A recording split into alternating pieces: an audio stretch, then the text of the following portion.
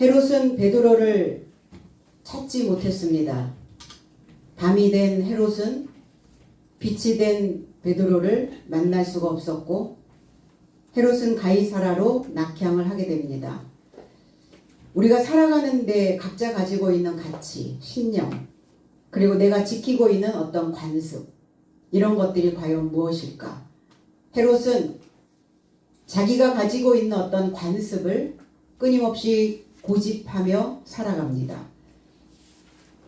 그래서 그 공동체 안에 있었던 그의 군사들을 끌어내렸던 그런 상황들을 우리는 지켜보면서 과연 우리는 이 공동체 구성원들에게 어떠한 영향을 주고받고 있는지 그 헤롯의 태도에서 우리가 봐야 될 부분입니다. 그리고 나는 과연 이 공동체 안에서 그리고 가정 안에서 내가 서 있는 그곳에서 나의 목소리는 어떤 목소리를 내고 있는가? 오늘 우리 모두가 다 알아보는 시간들이 되기를 원합니다. 20절로 22절. 그런데 헤롯은 두로인 삶과 시돈인 삶에게 격분하더라. 그러나 저의 삶이 그를 향하여 일념으로 참적하여 그리고 왕의 침소에 관련한 자 블라스도를 먹는 것으로 인하여 설득하여 왕으로부터 저의 삶의 지방의 평화를 요구하더라. 그러자 헤롯이 나를 택하여 왕복을 입고 재판석에 기대어 앉아 저의 삶을 향하여 대중 집회를 하더라. 그러자 대중이 신의 소리요 인간의 소리가 아니다 라고 직접 소리하더라. 가이사라로 내려간 헤롯이 거기에 두로와 시돈 사람들을 만나게 됩니다. 헤롯은 분봉왕이었고 그 지역을 네 군데로 나누어서 그 4분의 1쪽을 맡고 있는 왕의 모습입니다. 그럼 이 분봉왕들은 어떤 자들이냐? 묶여있는 왕이라는 거예요.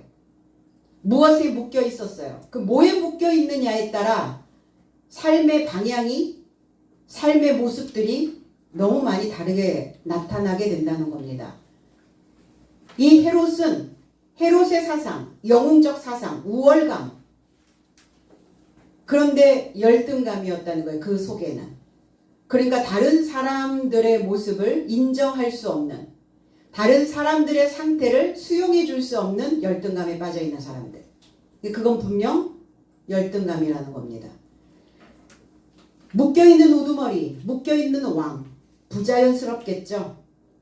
우리도 각자 내가 가지고 있는 어떤 끈들이 있는데 나를 묶는 끈들이 있어요. 그게 무엇인지, 헤롯적인 요소인지 아니면 그리스도 예수적인 요소인지를 우리는 알아봐야 된다는 겁니다. 두로라고 하는 의미는 반석이라고 하는 의미를 가지고 있어요. 날카로운 돌, 에워싸다, 이런 의미를 가지고 있어요. 솔로몬이 성전을 건축할 때 두로에 있었던 그 히람 왕에 의해서 나무와 돌과 그 자재들을 공급을 받습니다. 그리고 두로에 있는 그 기술자들을 보내서 성전을 건축하게 됩니다. 그리고 이스라엘 왕 아합과 히람 왕은 굉장히 친밀한 관계에 있었어요. 그러니까 이 두로 왕으로부터 공급받는 것들이 없으면 이스라엘의 하나님의 성전을 건축하는데 불가능했다는 거예요. 그만큼 이 두로라고 하는 곳이 많은 물자가 있었던 풍요로운 지역이었어요. 그리고 이스라엘 왕 아합이 그 왕후 이세벨을 취하고 그의 바알신까지 수입을 해서 숭배를 하다가 여호와의 징벌을 받았던 그곳을 두로라고 이야기를 합니다. 그리고 두 번째 성전을 건축할 때에도 백향목을 가지고 오고 석수와 목수를 거기에서 고용을 했고 그래서 북왕에서 번영을 누렸던 그곳이 두로라고 하는 지역이었어요. 그러니까 하나님을 믿는다고 겉으로는 이야기하는데 속사정으로 들어가면 하나님이 없어요. 뭐만 있냐? 자기가 굳게 묶여 있었던 그 신념만 가지고 있는 거예요. 우리도 그렇지 않나요? 우리가 하나님을 믿는다고 말하면 어떠한 문제가 발생이 됐을 때, 어떠한 요소들이 내 속으로 훅 치고 들어왔을 때 우리는 사실은 그 요소들을 붙잡고 기도할 수 있는 자들이 되어져야 되는데 기도는 온데간데 없고 하나님을 소망하지 아니하면서 결국은 내가 묶여 있었던 그 생각들을 내놓기에 급급하다는 겁니다. 그것이 두로예요. 반석이 되어져야 되는데, 든든해야 되는데, 흔들리지 않아야 되는데 상황마다 흔들리는 사람들이 두로 사람들이었다는 거예요. 시돈 사람, 시돈이라고 하는 의미는 잡다라는 의미를 가지고 있어요. 뭔가를 잡았어요. 뭘 잡았을까? 우리의 삶 속 가득 어떤 것을 가득 잡아두었을까? 그것을 어장이라고 얘기합니다. 저와 여러분들의 생각이 어장이죠. 뭘 가둬놓습니까? 뭘 잡아놨어요? 뭘 사냥해서 거기다 넣어놨습니까? 어떤 양식을 거기에다가 가득 실어 놓았습니까? 헤롯입니까? 아니면 그리스도십니까? 그러니까 표면은 필요 없다는 거예요. 그러니까 열심히 믿지 마시라는 거예요. 충실히 믿으시라는 거예요. 주님은 열심히 믿는 종들을 기뻐하지 않으셨어요. 겉으로는 열심인데 충실하지가 않아. 충성된 종을 기뻐하셨던 것처럼 우리의 신앙은 겉이 아니라 이면이어야 된다는 거예요. 우리가 말씀을 먹는 것, 양식을 먹는 것, 내 안에 무엇인가 양식을 실어서 어장을 만드는 것, 그건 내 속을 충실하게 하기 위함이라는 겁니다.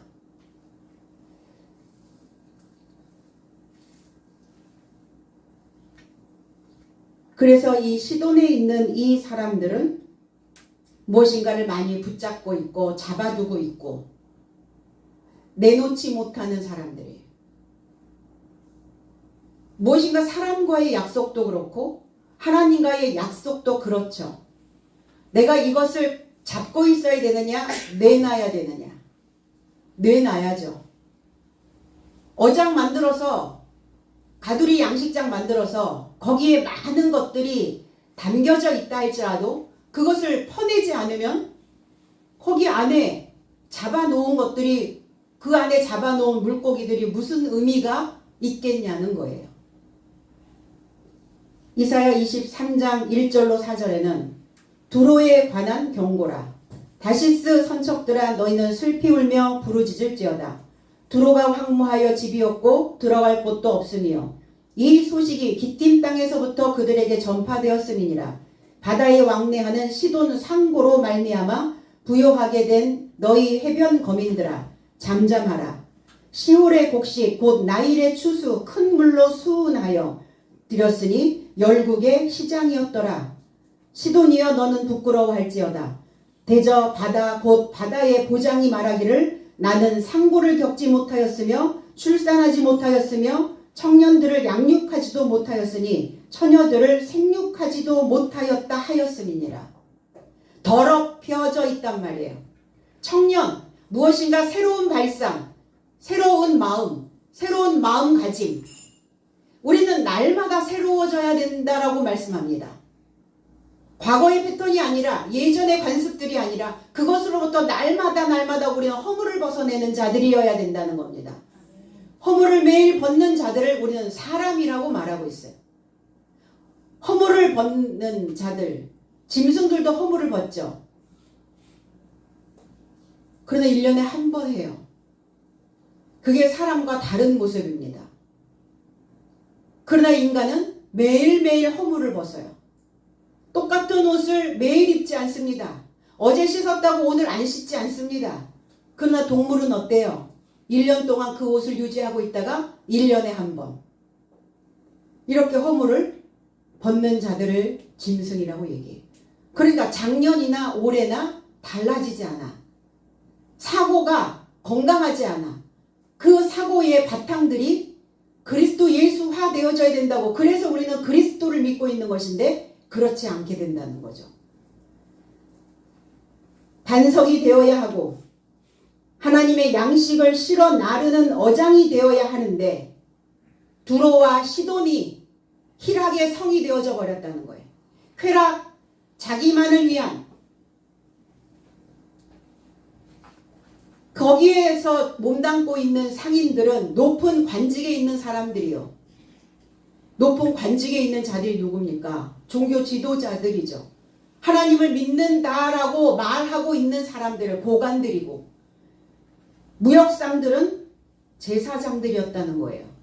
무엇인가를 사고 무엇인가를 팔고 하나님으로부터 부여받은 그 말씀들을 사고 그리고 하나님의 말씀을 백성들에게 팔고 그러면 백성들은 그것을 값 나가는 돈으로 그것을 사들이고 그래서 값 나가는 그것을 사고 간직하고 있는 사람들을 우리는 명작이다 이렇게 표현합니다. 그래서 돈은 가치를 이야기하고 있어요. 돈에는 무게가 있어요. 가벼운 돈이 있고 무거운 돈이 있습니다. 가벼운 돈은 빨리빨리 날아가요. 무거운 돈은 축적이 됩니다. 우리 안에 그 돈이 쌓여요. 이 시대를 지식 정보화 시대다 이렇게 표현하고 지식이 기반이 되는 사회다. 이 자본주의 사회에서 우리의 지식이 돈으로 환산되어질 수 있다는 겁니다. 그럼 우리가 하나님을 믿는다는 것도 무슨 표현이냐?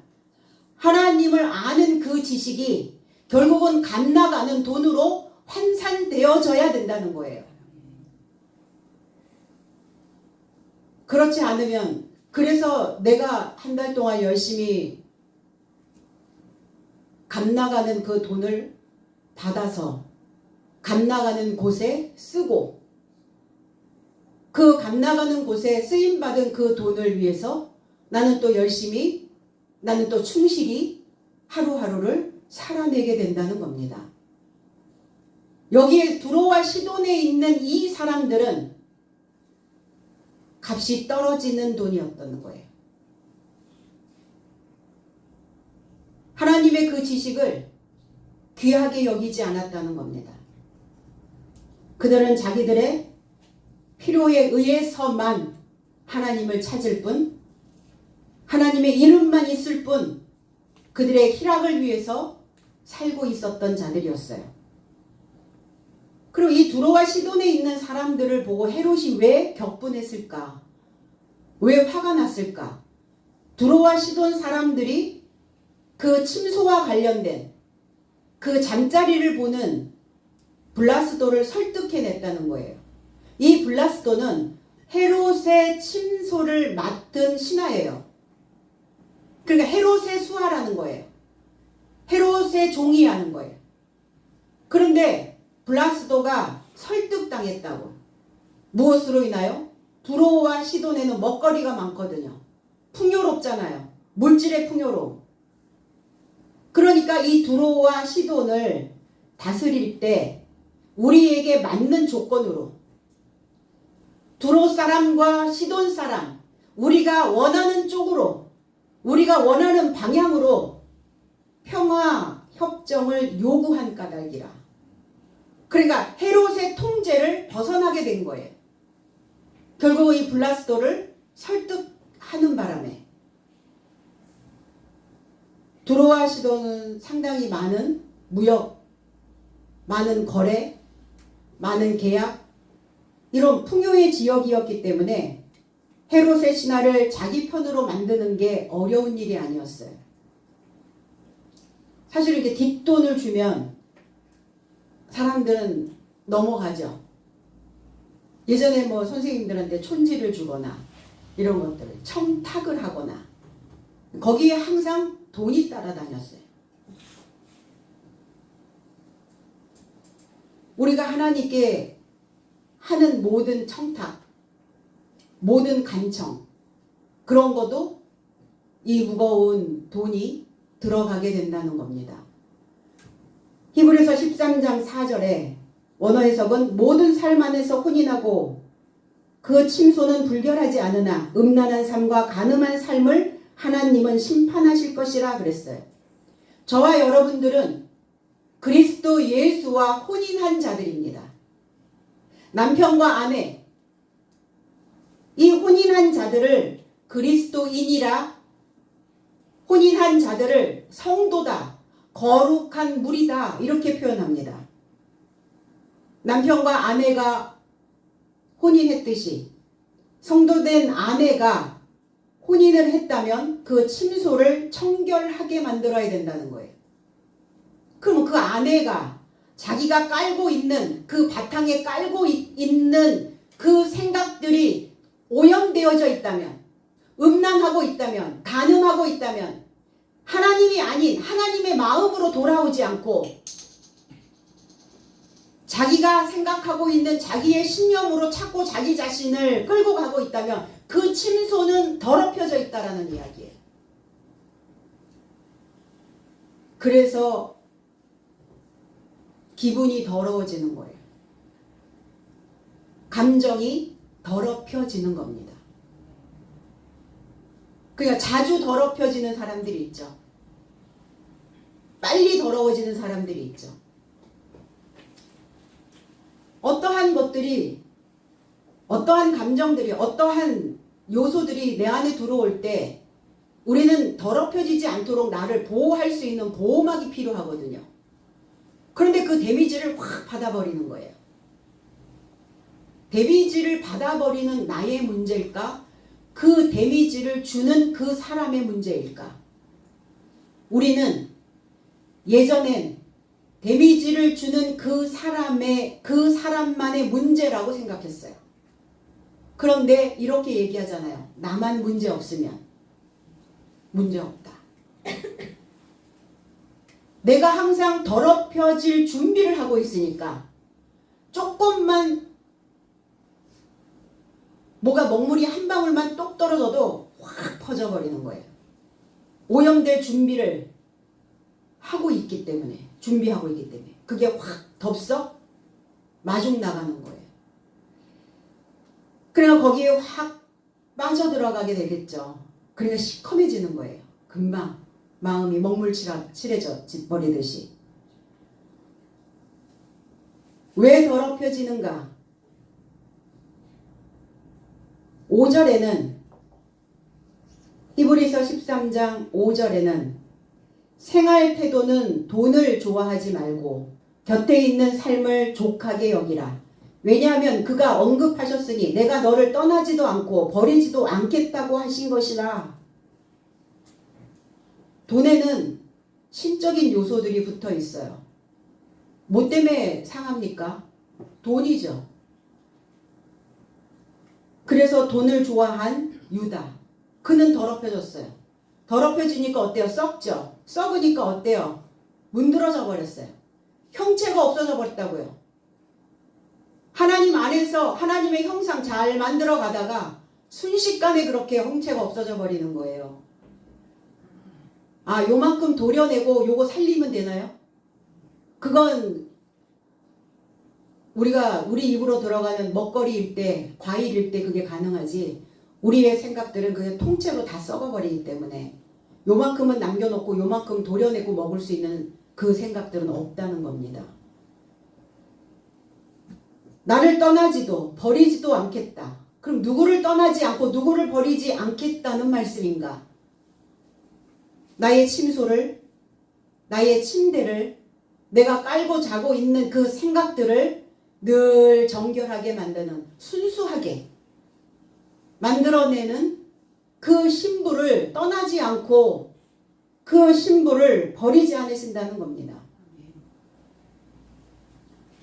그래, 내 바탕에 뭐가 깔려 있는지 도대체, 내 바탕에 무슨 사상이 깔려 있는가를 봐야죠. 5월 가정의 달, 5월달만 가정의 달입니까? 우리 늘 테두리 안에 살고 있어요. 테두리. 집이라고 하는, 식구라고 하는, 가족이라고 하는 테두리 안에 있다는 거예요. 그 날 늘 사랑할 준비가 되어 있나? 아니면 미워할 준비만 하고 있는가?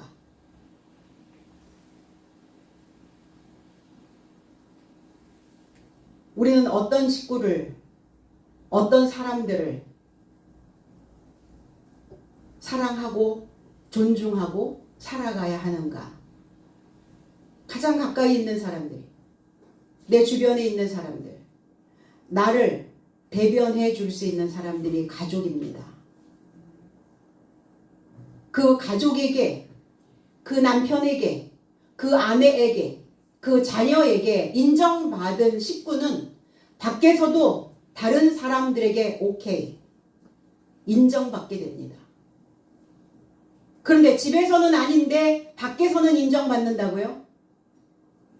그건 인정이 아니죠. 그냥 밖에 있는 사람들은 겉만 봐줄 뿐이에요. 하나님께 인정받을 수 있는 자들은 누구인가? 안팎이 같아진 사람. 그래서 항상 하나님 앞에 내 모습을 정결한 처녀로, 정결한 신부로 내놓을 수 있는 사람. 뭐 때문에 더럽혀진다고요? 돈 때문에요. 그래서 돈 때문에 범죄도 저지르게 되고, 돈 때문에 사람을 미워하기도 하고, 악해지기도 한다는 겁니다. 그러면 그 돈은 값어치가 없는 돈들이죠.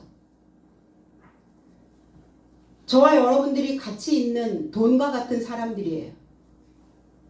그래서 이 가치가 있는 이 삶을 결코 하나님은 외면하지 않으신다는 거죠.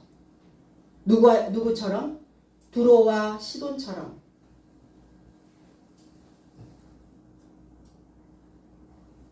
어떤 자라도 내가 함부로 말해야 되는 인생들은 없다. 근데 내 안에 헤롯이 존재하고 있으면 나는 우월하고 나는 괜찮은데 늘 상대가 얕잡아 보여요. 헤롯이 그래요. 자기 자신은 굉장히 위대한데 그 밑에 있는 나보다 조금 못하다라고 생각하는 그 사람들, 그래서 확 끌어내리는 거예요. 그 입에서 한마디 죽여라 이렇게 되죠. 올려놔야죠. 내 주변에 있는 사람들을 다 끌어내려서 나만 우뚝 서질 수 있을까요? 같이 끌어내려진다는 겁니다. 왜? 다 연결되어져 있기 때문에. 가정이라는 것은, 가족이라고 하는 것은 다 이렇게 연결되어져 있어요. 하나가 끌어내려지는데 다 같이 끌어내려지지. 나는 우뚝 서 있을까요? 헤롯처럼? 그렇지 않다는 겁니다. 헤롯의 행동을 보면서 우리는 과연 무엇을 느끼고 있는가? 자기를 위해서 충성을 다했던 그 신하들의 잘못도 아니잖아요. 자잘못을 따지기 이전에 어떠한 상황이었는지 그 이야기를 듣기도 이전에 헤롯은 자기의 판단으로 그의 식구들을 가차없이 끌어내려 버립니다.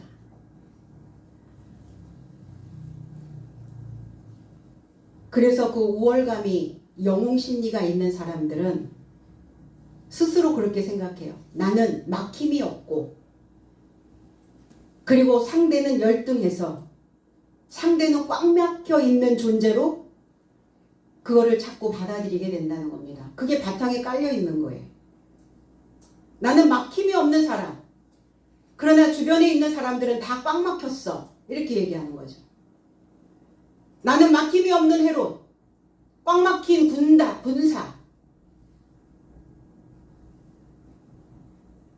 그 침실이 늘 더럽혀져 있는 헤롯입니다. 그러면 이런 생각을, 이분법적 이런 사고를 하고 있는 사람들의 마음은 어떨까? 이런 사고를 하고 있는 사람들은 늘 언짢은 마음. 그래서 그 기분이 개선되지 않습니다. 블라스도라고 하는 이름은 싹이라는 뜻이에요. 싹. 어떤 싹이냐? 노란 싹이냐? 파란 싹이냐? 초록 싹이 나왔냐? 싹이 나다, 발화시키다 이런 뜻이에요. 그래서 블라스도가 두로와 시돈 사람들과 헤롯을 이렇게 만날 수 있도록 이렇게 주선을 시킨 거죠. 헤롯의 씨가 날마다 싹이 나면 어떨까요? 헤롯은 여우라 그랬거든요.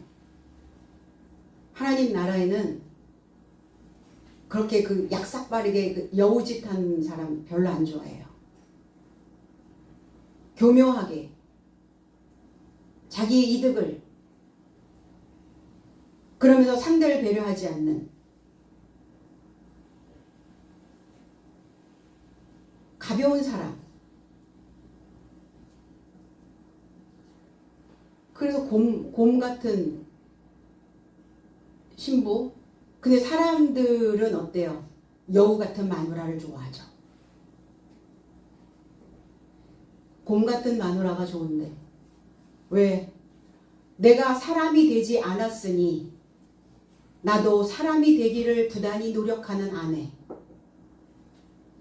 사람이 되고자 부단히 노력하는 아내는 사람이 되고자 노력하는 남편을 봐주게 됩니다. 그런데 여우는 나는 이미 다 만들어졌다라고 생각하는 거예요. 가벼워요. 그래서 팔딱거려요. 왜 팔딱거려요? 깊은 물 속에 내 생각들을 늘 넣어야 되는데 물이 없는 물고기처럼 물에서 물고기 금방 꺼내놓으면 어때요? 탁탁탁 하죠. 그렇게 약삭빠르게 하지 않아도 하나님 우리를 지금까지 여태까지 나를 인내하고 봐주셨는데 내가 일도 손해보지 않도록 그때그때 하늘에 하나님의 공급하심이 있으셔서 그것을 내가 경험하고 체험한 바가 있음에도 불구하고 헤롯적 요소들이 아직 죽지 않아서 그게 계속 내 안에서 발화되고 있는 거예요.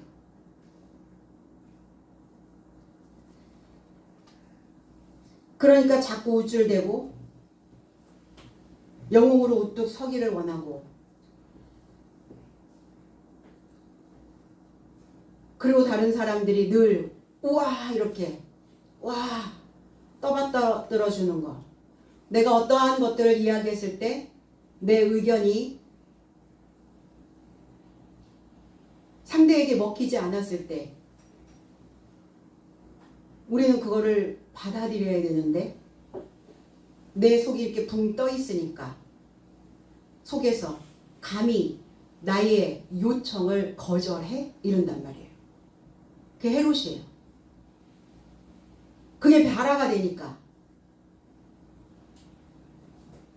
그게 우리는 그리스도인들이잖아요. 그러한 생각이 물밀듯 들어올 때 그래서 기도하라는 거예요. 입 열어서 뱉어내기 전에 기도하시고 한 박자 쉬고 들어가시라는 거예요. 못 참죠. 근데 당겨지면 확 이거 하느라고 그게 발화되는 거예요. 내 속에서 그게 계속 싹 나는 거예요. 확 올라오고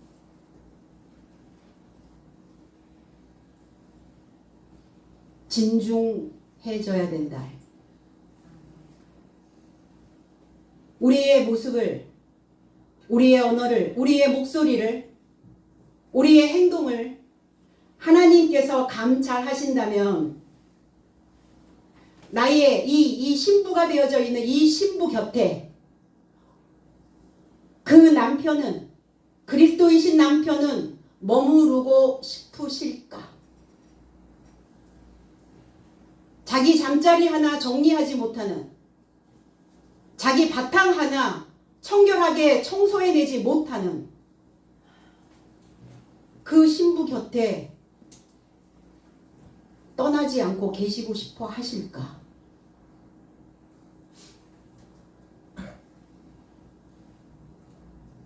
그래서 헤롯으로 싹이 나면 주님은 머무르지 않습니다. 머무르지 않으시는 결과는 내 안에서 주체할 수 없는 그 감정의 홍수가 몰려와요. 그래서 이가 바득바득 갈리는 거죠. 우리는 신앙인이기 때문에 신앙, 뭘 믿느냐? 뭘 믿어? 뭘 믿느냐? 헤롯을 믿는 것도 신앙이에요. 하나님을 믿는 것도 신앙입니다. 어떤 목소리가 내 안에서 끊임없이 싹을 틔우고 있는지, 그래서 분별하라고 하시는 거예요. 분별. 애굽에서 노역을 하는 이스라엘 백성들, 애굽은 하나님의 싹을 틔우지 못하도록, 사람의 생각이 싹틀 수 있도록, 바로의 생각이, 헤롯의 생각이 발아되어질 수 있도록 노역을 시키는 거예요. 다른 생각 하지 못하도록 끊임없이 내 안에서 발아되어질 수 있도록, 그것이 열매로 나올 수 있도록, 그것에 에워싸여진다는 겁니다. 이 두로와 시돈 사람들이 화목하기를, 평화롭게 지내기를, 그럼 평화로우려면 두로와 시돈 사람들은 헤롯과 하나 되어졌어야 해요. 그러니까 두로와 시돈 사람들이 헤롯에 하나 되어지는 것이 아니라, 헤롯이 화가 난 이유는 헤롯 보고 맞추라는 거예요. 니네가 나를 맞춰야지 내가 너희들에게 맞춰? 두로와 시돈 사람들이 화평을, 화목하기를,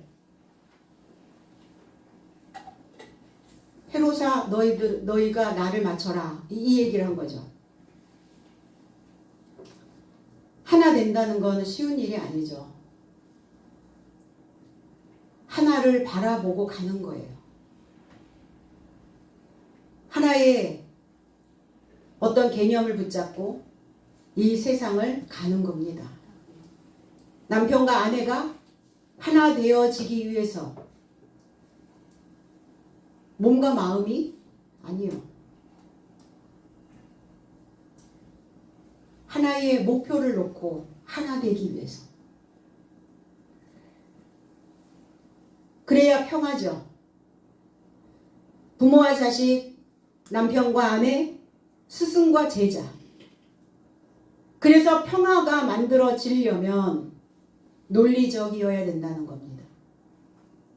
이성과 논리. 감정적이냐, 논리적이냐.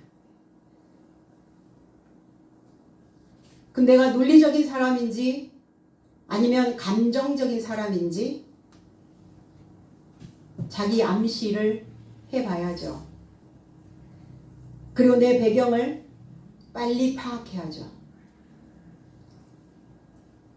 나는 어떠한 의지를 가지고, 어떤 의지가, 어떠한 생각이 나를 지배하고 있는지, 헤롯이 지배를 하고 있는지, 그리스도 예수가 나를 지배하고 있는지, 그리고 내가 믿는 그 믿음이 쓸모없게 되지 않도록 봐야 된다는 겁니다. 그래서 내가 늘 깔고 있는 내 바탕, 내 배경에 그리스도 예수의 진리를, 그 진심을 늘 펼쳐 놓아야 될 줄로 믿습니다. 헤롯은 나를 택하여 그랬어요. 헤롯의 날도 있죠. 베드로의 날도 있었고 헤롯의 날도 있습니다. 저와 여러분들의 날은 헤롯의 날일까, 베드로의 날일까? 어떤 빛이냐? 그래서 밤도 빛이라고요. 어두움도 빛입니다. 그래서 밤을 작은 광명이라, 낮을 큰 광명이라. 그래서 밤은 그 밤의 빛은 작아져야 하고 낮의 큰 빛은 커져야 하고 큰 광명과 작은 광명이 아니라 밤은 작아져야 하고 낮은 커져야 하고 헤롯의 날 빛입니다. 날입니다. 에베소서 5장 15절로 16절 원어 해석은 그런즉 내 삶이 어떻게 활보하는지 지혜 없는 자 같이 말고 오히려 지혜로운 삶같이 정확히 보라. 때를 구출하라. 날의 삶이 나쁘기 때문이다. 헤롯의 날은 나쁘죠. 근데 내가 우월감에 빠져 있기 때문에 내가 헤롯의 날을 살고 있다라고 생각하지 못해요. 내가 어느 정도는 그 모양이 다듬어졌다라고 생각하고 있기 때문에 그 영웅적 요소로 내가 살고 있는 그 날이라고는 우리가 분별하기가 어렵다는 겁니다. 그런데 내 모습을 확 확인시켜 줄 수 있는 시험이 오죠, 한 번씩. 그래서 시험 보는 거예요. 우리의 수준이 어떤지, 내 바탕이 무엇이 있는지, 어떤 것들이 저장되어져서 어떤 것들이 인출되는지 보시려고 시험이라고 하는 제도를 만드셨어요. 근데 그 시험은 우리를 끌어내리기 위한 시험이 아니라 분별할 수 있도록 지혜를 주시는 시험이라는 겁니다. 그러나 사단이 주는 시험은 끌어내리죠. 가차없이 끌어내린다는 겁니다. 때를 구출해라. 구출해 줄 자가 누굽니까? 그리스도가 그 때를 구출해 주시려고 그리스도의 날로 우리를 인도하셨고, 왜? 나의 날은 헤롯의 날이기 때문에 나쁘다고요. 그 사람 나빴어. 우리 이러죠. 그 사람이 나쁜지 좋은지 뭘 보면 알아요? 삶의 생활 방식을 보면 알아요. 일상생활을 보면 알아요. 우리는 꼭 교육 장소에 가야만 배웁니까? 일상생활에서 배울 수 있는 것들이 너무나 많다는 겁니다.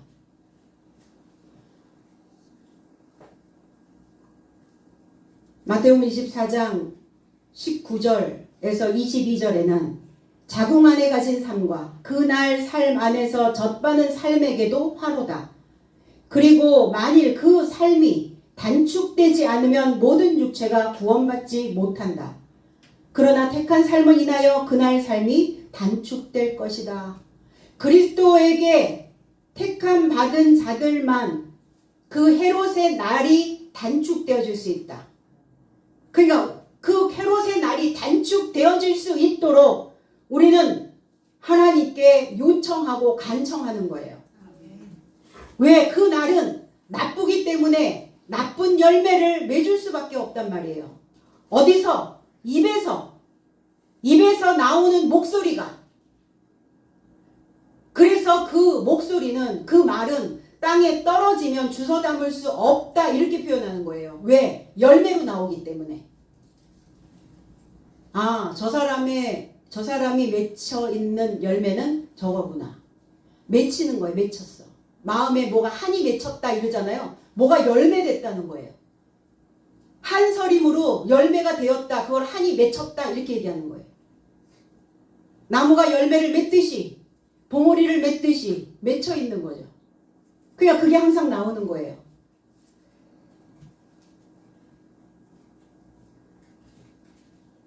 단축시킬 수 있도록. 그러니까 빨리빨리 뭐 하셔야 돼요? 젖바는 그 삶에서 벗어나셔야죠. 근데 또 문제는 뭐냐면 내가 젖을 빨고 있는지 모르는 거예요. 그걸 모르는 거예요. 내가 느끼지 못하는 거예요. 아, 내가 지금 아직 여전히 어린아이로 젖 빨고 있구나. 그러니까 분별이 떨어질 수밖에 없죠. 어린아이가 말을 가려서 합니까? 아니면 자기 안에서 감정 나는 대로 합니까? 감정 나는 대로 하죠. 이 말은 이렇게 하면 안 되고 이 말은 이렇게 해야 되고 조리 있게 해요? 못하죠, 애들은. 아이들은. 그래서 어린아이들서부터 언어 훈련을 시키는 거예요. 말하는 연습을 시키는 거예요. 그 아이가 목소리가 어떤 목소리를 가져야 이 세상을 뻥 뚫어서 살 수 있을까? 자기 목소리를 건강하게 낼 수 있도록 가르치는 겁니다. 그래서 무심하게 신앙생활 하지 마시고 주의 뜻이 나를 향한, 내가 하나님을 믿었다면 우리가 이 말씀을 내 안에 저장하고 있다면 주의 뜻이 무엇인지 이해하며 믿어야 된다는 거예요. 헤롯은 왕복을 입었습니다. 헤롯의 사상이 완전히 뼛속까지 스며들어 있는 사람이에요. 옷을 입었다라는 이 의미는 겉에 걸친 게 아니에요. 엔디오라는 단어예요. 안에 스며들다 이런 뜻이에요. 완전히 뼛속까지. 그 핏줄에 신줄 하나하나 전부가 다 골수에 헤롯적 요소들이, 표면적 유대인의 모습이 거기에 다 스며들어 있는 사람이에요. 그런데 거기에 또 하나 걸쳐져 있는 건 권위주의, 권력과 위력으로 스며들어 있었다는 거예요. 그러니까 권력과 위력의 지배자는 우리는 이렇게 얘기합니다. 소인배다. 그 소인배는 작을소 사람인 무리배 이런 뜻인데, 도량이 좁고 간사한 사람. 그러니까 작으니까 어때요? 도량, 법도 헤아릴 양. 법이 내 안에 없어서 그 법으로 나를 비춰보며 그 법으로 나를 헤아려야 되는데 그 법으로 나를 헤아리지 못하니까 다른 사람도 헤아려 주지 못하는 도량이 좁은 소인배 헤롯. 헤롯이 어떻게 죽는지 기대하시라. 개봉박도 다음 주에 이어지죠. 그래서 마음이 넓고 생각이 깊어서 사람이나 사물을 잘 표현하는 그 품성을 가지고 있어야 된다는 거예요. 우리 그래서 그거 훈련하잖아요.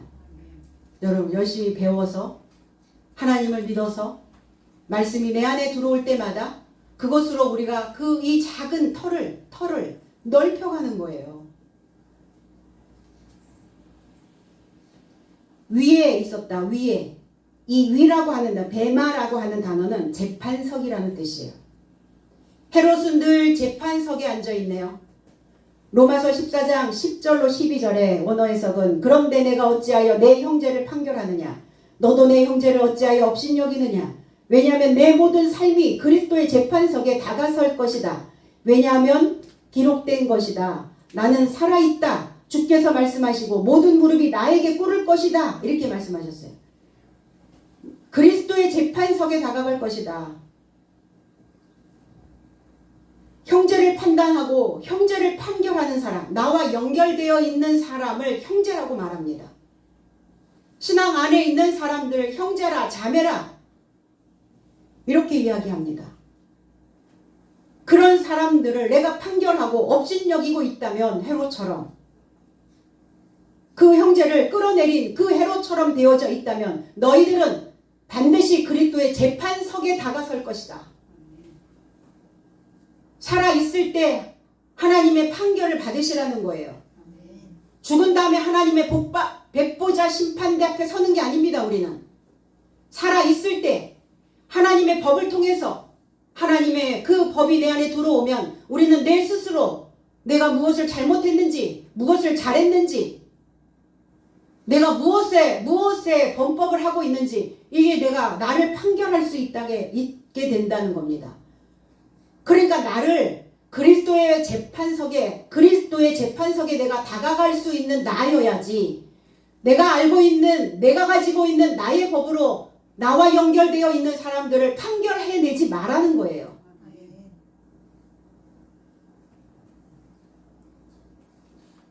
하나님은 살아있다라고 말씀합니다. 모든 무릎이 나에게 꿇게 되어질 것이다. 그래서 하나님께 그 혀로 내가 무엇을 잘못했는지 자백해야 된다. 각자 자신에 관하여 하나님에게 말씀드릴 것이 있어야 된다는 겁니다. 주님, 제가 또 반복하고 있네요. 좋은 건강한 모습으로 반복이면 너무 좋잖아요. 그런데 또 예전의 것을 끌어와서 그 삶으로 또 다시 하고 있네요. 다시 도돌이. 그래서 이 말씀을 먹을 자는 연약한 자를 판결하지 않고 그 믿음으로 용납하게 되는 겁니다. 사람을 업신여기거나 판결하지 않고 그래서 생각하고 말하는 자는 주님과 같이 생각하고 먹는 자다. 내가 생각하고 말하고 생각하고 행동하는 자는 주님과 함께 먹고 주님과 함께 생각하는 자다. 그러기 위해서는 그리스도의 지능으로 충전되어져야 된다고요. 오늘 충전 받으시기 바랍니다. 그 재판석에 앉아서 백성들을 효유한대 그랬어요. 효유. 연설합니다. 대중집회. 이 데모스 아고라라는 단어가 합성어인데 대중, 민중, 백성, 데모스라는 단어. 함께 묶인 자들. 이 대중은 뭐냐? 함께 묶여있는. 아고라라고 하는 단어는 광장, 장터. 장터가 어딥니까? 광장이 어딥니까? 모아져 있는 곳이 어디예요? 교회입니다. 교회. 함께 묶여있는 자들에게 지금 헤롯은 설교하고 있는 거예요. 마태복음 11장 16절로 17절에 원어 해석은 그러나 이 세대를 무엇과 같다 할 것인가? 장터에 앉아 저 삶의 동무에게 부르고 있는 훈유가 삶과 같다. 그리고 저 삶은 말한다. 나의 삶이 너의 삶에게 피리를 불어도 춤추지 않았고 너의 삶이 너의 삶에게 애곡하여도 너의 삶이 가슴을 치지도 않았다. 훈육받을 말씀을 향해 오지 않는 세대다. 주님의 그리스도의 날에도 그랬나 봐요. 2000년 전에도 내가 그 장터에서 동무들을 부르고 있는데 훈육하려고 훈육아의 삶이. 그런데 훈육받으려고 오지 않는 세대. 그리스도이신 훈육 선생이 동무를 부르고 있어도 다 외면하고 있다는 거예요. 믿음을 계시받게 하려고 하나님 말씀 안에 있게 하려고 복음의 피리를 불어도 즐거운 무리처럼 춤추며 나오지 않고 애곡을 가르치지 않는다는 거예요. 애곡이 어디에서 나옵니까? 애끓는 심정에서 나오죠. 애간장이 녹아 하나님을 사랑하는 복음을 사랑하는 말씀을 간절히 원하는 그 애간장이 녹는 그 마음이 없는데 애곡이 나올 리가 없잖아요. 내가 누군가를 지극히 사랑하면 그 사람이 조금만 아파도 그 사람이 조금만 뭐가 삐끗해도 속에서 애가 끓어요. 애간장이 녹는다 이러죠. 우리 자녀 키울 때 그런 소리 많이 하죠. 우리 제자들을 가르칠 때도 애간장을 녹이게 하는 제자들이 있어요. 잘 되게 하려고. 이게 애가 한 번도 끓어보지도 않았는데 애곡이 어디서 나오겠어요? 애끓는 심정이 어디에서 나오겠어요? 대중이 모이는 교회가 애가 끌 수 있도록 춤출 수 있도록 그 분명한 피리 소리를 내줄 수 있는 교회의 설교여야 된다는 겁니다. 때로는 듣기 싫어도 때로는 먹기 싫어도 그럼 어린아이가 먹기 좋은 것만 편식을 하면 영양실조가 돼버리잖아요. 그렇게 되지 않도록 주여 내가 여전히 어린아이로 훈육받을 말씀은 나는 너무 싫고 그거는 내 가슴에 찔려서 그건 너무 아프니까 난 그건 싫고 그냥 즐거움을 향해 쾌락을 향해 갈 수 있는 그런데 내가 아직도 여전히 난장이라는 것을 인정할 수 있어야 되는데 못 보잖아요. 대중이 모이는 교회가 사람들을 흥미롭게 만드는 그 설교로 연설로 칠해져 버렸어요. 오늘 헤롯처럼 지혜로운 자들이 될 수 있도록 애끓는 심정으로 여호와의 말씀을 사모할 수 있도록 이 말씀이 나의 말씀으로 받아들일 수 있도록 그렇게 설교해야 되는데 깨달음을 주지 못합니다. 설교가. 그럼 구원받을 수 있을까? 이 말씀을 통해서 이 깨달은 말씀을 통해서 내가 구출되어져야 되는데 구출되지 못할까봐 애간장이 녹아야 되는데 이 세대의 교회의 현장이 그렇지 못하다는 거예요. 이 세대를 무엇과 같다 할 것인가?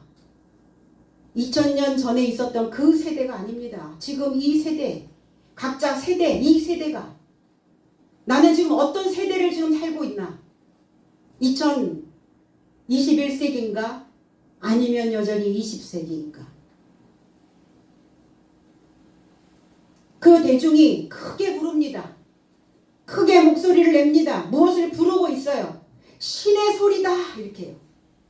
그러니까 이 두로와 시돈에 있는 이 대중들, 함께 묶여있는 이 대중들이 헤롯의 비위를 마치기 시작합니다. 데오스 폰에 그 신이라고 하는 고유명사 신이라고 하는 이 단어는 다 구약에는 엘로힘, 신약에는 데오스. 헤롯을 신이라 이야기하는 그 단어에도 데오스라는 단어가 쓰였어요. 그들은 헤롯을 하나님으로 믿고 있는 거예요. 지금 헤롯의 입에서 나오는 그 설교를 하나님의 목소리라고 듣고 있는 겁니다. 그러면 설교자는 얼마나 많은 책임감을 가지고 있어야 하는가? 목사님 은혜 받았습니다. 어떻게 해서 또 은혜를 끼치려고?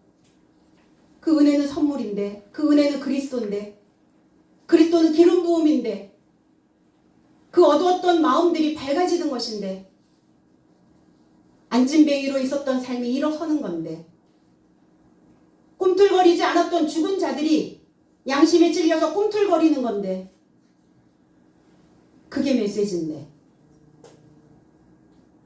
헤롯이 성경을 막론했을까요? 어떤 연설을 했길래 하나님의 목소리라고 그들은 인정하고 있을까? 성경 내용은 이해할 수 있도록 성경 내용을 이해할 수 있도록 설명해 줘야 되는데 이해할 수 있도록 설명하지 않고 명설교라고 해서 들어보면 인간의 따뜻한 감정에 호소하고 있어요.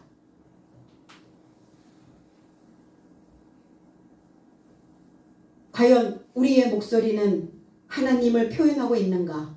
아니면 헤롯의 목소리로 발산하고 있는가? 사람의 소리가 아니다. 대중이 외치고 있었어요. 하나님의 목소리로, 사람은 목소리로, 언어로 세상을 바꿉니다. 그렇게 되려면 성경 말씀을 연구하고 이해해서 이 언어의 부유함을 만들어내셔야 해요. 그래서 이 언어는 반드시 그 안에 지식과 지혜를 가지고 있어야 되고 그 지혜는 다시 부유함으로 환산되어질 수 있다는 겁니다. 우리 모두 이 사업에 언어를 부유하게 만드는 이 사업에 다 동참하셔서 입에서 나오는 목소리가 하나님의 목소리로 부자가 되시도록 예수 그리스도의 이름 안에서 축복드립니다. 기도하겠습니다.